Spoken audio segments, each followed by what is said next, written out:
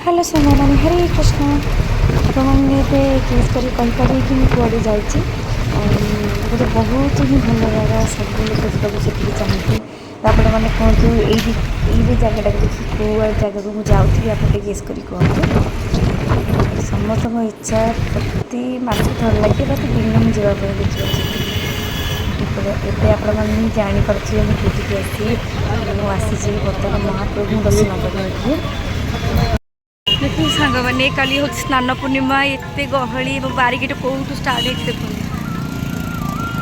हे जगन्नाथ तो सांग मैंने मुझे पहुँची गली पूरी धाम रे तो भगवान धाम रे पहुँची गोटे अलग प्रकार एनर्जी आसी जाइए तो चलो देखिए प्रबल खरा होता किंतु श्रीमंदिर दर्शन कलापर से खरा कि जाना पार ना देखो बारिकेट केते बाटू आरंभ हो जगन्नाथ मंदिर जाए मिनिमम 3 किलोमीटर पर हो बारिकेड लगी तो मत खर आसी बसला तो मुझे पइड पानी पीदेली ना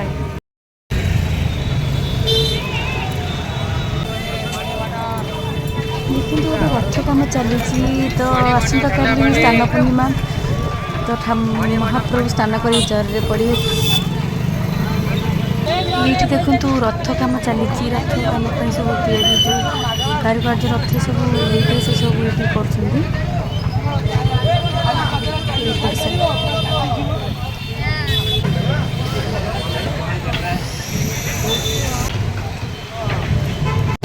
रथ काम प्राय हो आसला देखो ये 3 रथ थुआई मंत्री मंदिर फ्रंट में गोटे रथ थुआई पाखे भी रथ 3 रथ प्राय हो आसला बाकी कलरिंग चली आते गोटे कम अच्छी जहाँकि 15 दिन भितर हो आसंता काली हूँ स्नान पूर्णिमा तो गहली प्रबल थी रथ देखिए एमती लगे ठाकुर ये विराजमान अच्छा तो पुरी रे सब बेले गहली केबे कहवानी जे काली गोटे पर्व सारा वर्ष भगवान दर्शन करके लोक मैंने केते व्याकुल महाप्रभु को दर्शन कले केते शांति मिले तो से प्रभु कृपा सतरे बहुत अपार तो मत लगे तो मुझे पलि आसती तो तापर मुझे आगे चली श्रीमंदिर आगू कारण महाप्रभु दर्शन करने माने मन रे एते एक्साइटमेंट थिला जे जगन्नाथ को दर्शन करिवार आपण माने समस्त से समस्त पाखरे से फिलिंगटा निश्चित थिबो पूरी आसला परी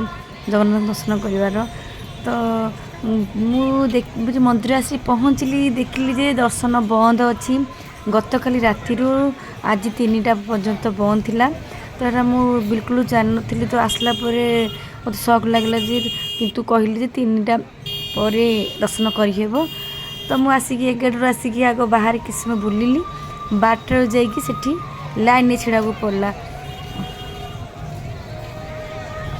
तो खरा प्रबल थिला तो देखुँ भक्त मानक से पानी स्प्रे कराला यहाँ मेन से दिन ही बहुत ही खरा थिला पूर्णमी पूर्व दिन तो मुझे आसिक बाहर किसी समय बुलिली आठी पतितपावन को दर्शन कली कारण एवं तो जगन्नाथ दर्शन हो पारनी तो महाप्रभु को दर्शन करने किसी समय अपेक्षा तो से दिन बहुत अपेक्षा कर पड़ा तो अपेक्षा कर स्वाभाविक कथा कारण भगवान स्वयं जगन्नाथ क्या सहज दर्शन दिखती किंतु मन मंदिर सब दर्शन दे था कि 12टा रू 7:30 पर्यटन लाइन में छिड़ा पड़ा भगवान दर्शन करने बहुत से दिन खरा थिला किंतु भलसे भगवान दर्शन देले महिमा मु कौन कहबी माने एते भल दर्शन देले बहुत प्रतीक्षा कला बहुत भल दर्शन देले सी होती भावर ठाकुर भाव थर डाकिले से चमत्कार एमती देखा आपड़ जो मैंने से फिलटा पाइबे ताल से जानवे देखो मो अवस्था केमती है खर बुलिकी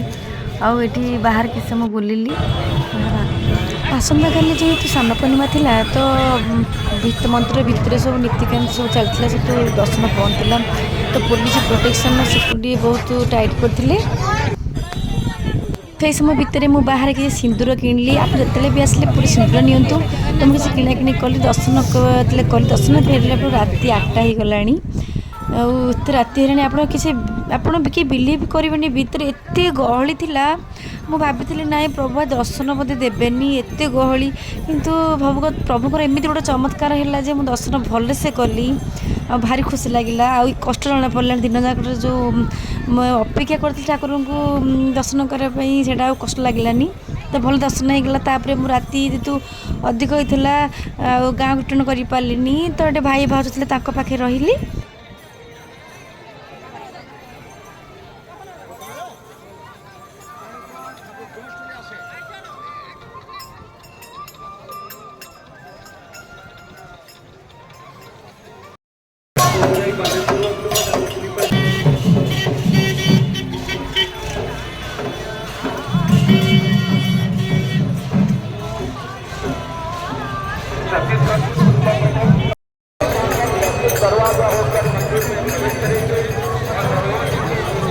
ଦେଖନ୍ତୁ ପୁରୀରେ କେତେ ଗହଳି, ପ୍ରବଳ ଗହଳି ଥିଲେ।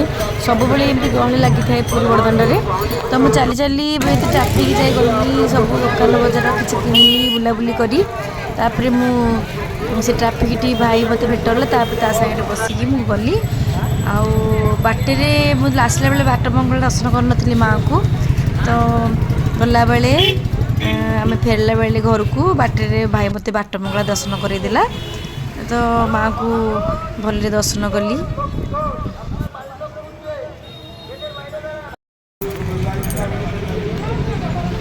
ମାଆଙ୍କୁ ଦର୍ଶନ କଲା ପରେ ବହୁତ ଖୁସି ଲାଗିଲା, କାରଣ ମୁଁ ଆସିଲା ବେଳେ ମାଆଙ୍କୁ ଦର୍ଶନ କରିପାରିନଥିଲି ମାଆ ବାଟ ମଙ୍ଗଳାକୁ। ଆଉ ବହୁତ ଖୁସି, ବହୁତ ଭଲରେ ଦର୍ଶନ କଲି ମାଆଙ୍କୁ। ମାଆଙ୍କୁ ଦର୍ଶନ କରି ଭାଇ ଘରକୁ ଯାଇଥିଲି ହେରି। ତ ସକାଳୁ ସେଠି ମୋ ନିତ୍ୟକର୍ମ ସାରି ଆଉ କିଛି ସମୟ ରହିଲି ସେଠି।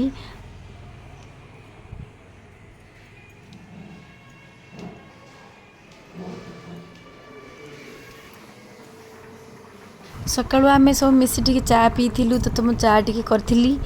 ଆଉ ଚା କଲି, ତାପରେ ଟିକେ ଜଳଖିଆ, ତାପରେ ରୋଷେଇବାସ ସାରି ଦେଇକି ମୋତେ ସେ ନେଇକି ଛାଡ଼ିଦେଲା। ତ ମୁଁ ଯେହେତୁ ଯାଇଥିଲି, ଭାଉଜ ମନା କରୁ, ତଥାପି ଟିକେ ଭାଉଜଙ୍କୁ ଟିକେ ରୋଷେଇରେ ମୁଁ ଟିକେ ହେଲ୍ପ କରିଦେଲି। ଜଲ୍ଦି ହେଲେ ମୁଁ ବାହାରି ପଡ଼ିବି ଗାଁକୁ ବୋଲି।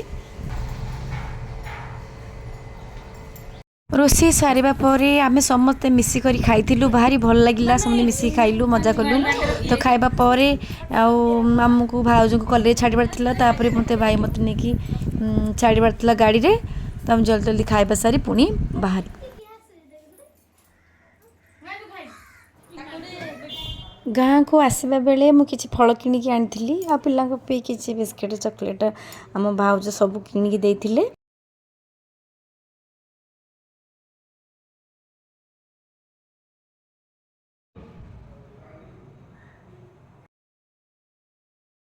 ମୁଁ ଆସି ଗାଁରେ ପହଞ୍ଚିଲା ବେଳକୁ 4ଟା ହେଇଗଲାଣି। ଏତେବେଳ ସମୟ ଦିନ ମେଘୁଆ ଟିକେ ହେଇଥିଲା। ତ ଗାଡ଼ିରେ ଆସିକି ମୋ ମୁଣ୍ଡ, କାରଣ ମୋର ଗାଡ଼ିରେ ବାନ୍ତି ହୁଏ। ତ ଆସିକି 4ଟା ବେଳେ ଆସି ଗାଁରେ ପହଞ୍ଚିଗଲି। ଯଦି ମୋ ଭିଡ଼ିଓଟି ଭଲ ଲାଗିଛି ତେବେ ପ୍ଲିଜ୍ ଲାଇକ୍, ସବସ୍କ୍ରାଇବ୍ କରିବେ। Thank you. ହରେ କୃଷ୍ଣ।